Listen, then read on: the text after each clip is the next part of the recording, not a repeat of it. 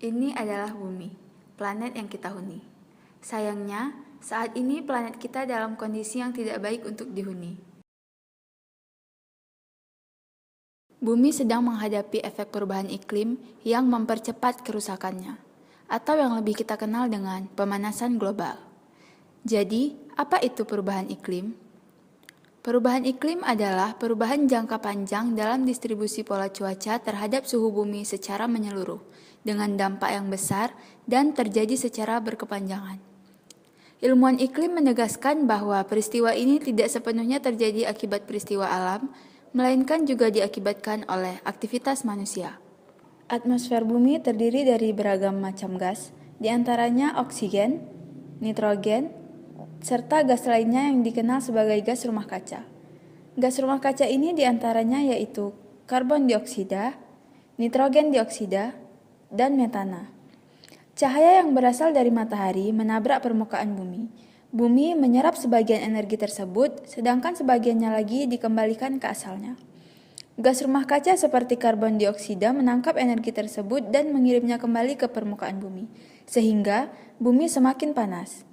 Hal ini dikenal sebagai efek rumah kaca. Dalam konteks normal, efek rumah kaca baik untuk bumi, karena tanpa efek rumah kaca, panas akan hilang ke angkasa, dan temperatur rata-rata bumi akan menjadi 60 derajat Fahrenheit lebih dingin. Tetapi, efek rumah kaca yang berlebihan dapat menjadi penyebab bencana yang besar, diakibatkan oleh banyaknya energi yang tertinggal di atmosfer kita dan memperparah pemanasan bumi. Beberapa aktivitas manusia yang menyebabkan gas rumah kaca berlebih diantaranya yaitu pembakaran bahan bakar fosil, limbah dan polusi, peternakan, dan penggundulan hutan. Pembakaran bahan bakar fosil seperti batu bara, minyak, dan gas alam serta bensin merupakan polutan terbesar dari emisi karbon. Tempat pembuangan sampah adalah polutan gas metana terbesar di Indonesia. Rata-rata orang di Indonesia menghasilkan 0,7 kg sampah per hari. Pada tahun 2017, tercatat sebanyak 65 juta ton sampah yang dihasilkan di Indonesia setiap tahun. Dengan lebih dari 7 miliar orang yang hidup di dunia, maka 11,6 triliun ton sampah dibuang ke tempat pembuangan akhir setiap tahun. Sejumlah besar kotoran yang dihasilkan oleh peternakan menghasilkan gas beracun seperti hidrogen sulfida, amonia, dan metana ke udara. Metana 28 kali lebih banyak memerangkap panas dibandingkan karbon dioksida. Lebih dari 56 miliar hewan dipelihara secara mendunia setiap tahun untuk keperluan konsumsi. Hal ini 8 kali lebih besar dari populasi manusia dan sebanyak 8 kali pula emisi dari kotoran hewan tersebut bertambah ke atmosfer. Hutan tropis menyimpan karbon di tanah dan pepohonan. Seperti spons, hutan tropis menyerap karbon dioksida yang dihasilkan dari pembakaran bahan bakar fosil sebagai sumber energi. Kita membutuhkan hutan dengan luasan besar untuk meredam dan melawan perubahan iklim serta menjaga bumi. Tetapi yang terjadi kita melakukan sebaliknya. Di Indonesia, hutan rawa gambut lenyap akibat pembalakan, kekeringan, dan dibakar untuk perluasan kelapa sawit. Lahan gambut ini menyimpan karbon yang sangat besar. Ketika mereka dikeringkan dan dibakar akan menjadi sebuah bom karbon yang melepas hampir 2 miliar ton karbon dioksida berbahaya setiap tahun. Berkat pengundulan hutan dan lahan gambut, Indonesia menjadi negara pencemar polusi ketiga terbesar di dunia, setelah Amerika dan Cina. Nah, sekarang bagaimana cara membuktikan bahwa aktivitas manusia merupakan penyebab utama meningkatnya perubahan iklim dan bukan hanya proses alami yang terjadi pada bumi? Pada tahun 2016, peradaban kita menghasilkan 40 miliar ton karbon dioksida, yang mana setara dengan 700 triliun kaki kubik karbon dioksida. Jumlah ini lebih kurang sama dengan 100 gunung Everest. Bahkan, jumlah karbon dioksida sebanyak ini mampu untuk mengisi seluruh Grand Canyon 5 kali, atau setara dengan 19 juta bangunan Empire State. Polutan alami bumi adalah gunung berapi. Jika kita menghitung dengan teknik perkiraan ilmiah, Jumlah emisi karbon yang dihasilkan oleh gunung berapi setiap tahun dapat diperkirakan sebesar 500 juta ton karbon dioksida yang berasal dari vulkanik.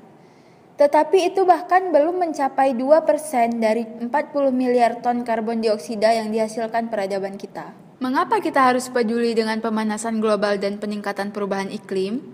Sejak abad lalu, suhu bumi meningkat 1,5 derajat Fahrenheit dan diperkirakan akan terus naik 0,5 hingga 8,6 derajat Fahrenheit selama 100 tahun ke depan. Hewan dan tumbuhan sulit untuk beradaptasi dengan kondisi ini. Jika satu spesies punah, maka akan menyebabkan efek domino terhadap rantai makanan. Tidak ada kehidupan hewan dan tumbuhan, tidak ada pula kehidupan manusia. Meningkatnya suhu bumi membuat lautan menjadi lebih panas, sehingga akan meningkatkan keasaman air laut yang mana timbul akibat karbon dioksida bereaksi dengan air asin. Peningkatan keasaman air laut membahayakan kehidupan hewan laut dan menjadi penyebab utama kerusakan terumbu karang. Kenaikan suhu air laut hingga 4 derajat yang diakibatkan oleh pemanasan global juga akan menyebabkan sekitar 89% terumbu karang di wilayah Pasifik Barat dan sekitarnya mati. Ini tentunya menjadi masalah besar karena sekitar 1 miliar orang menggunakan kehidupan laut sebagai sumber protein utama mereka. Perubahan iklim juga menyebabkan bencana alam yang terjadi secara intensif, seperti banjir, angin topan, gelombang panas, tornado, bahkan kekeringan.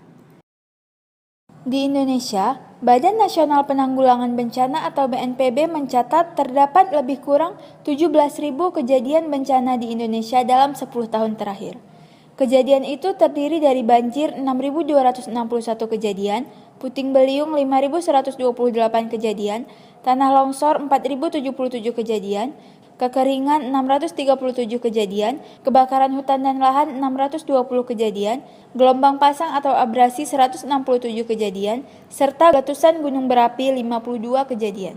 Di Indonesia, pemanasan global ini salah satunya berdampak pada tenggelamnya 2 wilayah bagian dari sebuah desa di Kabupaten Demak, Provinsi Jawa Tengah karena banjir rob. Daerah tersebut diketahui memiliki luas wilayah 89.743 hektar dengan panjang pantai 34 km. Namun saat ini abrasi sudah meluas hingga area 798 hektar. Dampak perubahan iklim juga diketahui bisa memicu tenggelamnya sekitar 2.000 pulau kecil di tanah air pada 2030. Analisa itu dipublikasikan Kementerian Kelautan dan Perikanan atau KKP dan PBB pada tahun 2009. Jadi pertanyaannya adalah, bagaimana cara kita menghentikan ini? Alih-alih membakar bahan bakar fosil, kita perlu mengubahnya menjadi energi terbarukan seperti tenaga surya dan angin yang menghasilkan 0 emisi karbon saat pengoperasian. Energi dari matahari dan angin tidak terbatas, tidak seperti bahan bakar fosil. Energi matahari yang jatuh ke bumi lebih banyak dari kebutuhan peradaban kita dalam 1 tahun. Jika kita mengurangi deforestasi, di samping mengurangi jumlah bahan bakar fosil yang terbakar, tentunya akan lebih banyak pohon-pohon di hutan yang secara aktif menyerap karbon dioksida. Bagaimana cara kita dapat membantu secara pribadi saat ini juga? Kita dapat menggunakan mesin-mesin kendaraan yang hemat bahan bakar dan ramah lingkungan. Atau kita dapat menggunakan kendaraan-kendaraan. Gunakan barang elektronik Anda seefisien mungkin. Seperti gunakan bola lampu hemat energi, keringkan pakaian Anda secara manual, dan matikan barang elektronik Anda saat tidak digunakan. Kurangi, gunakan kembali, daur ulang, dan tentunya sebarkan pengetahuan dan kepedulian Anda terhadap perubahan iklim. Ingatlah, perubahan iklim merupakan persoalan yang sangat nyata dan berpengaruh terhadap bumi. Bumi adalah rumah kita. Meskipun kita adalah masalahnya, namun kita juga dapat menjadi solusinya.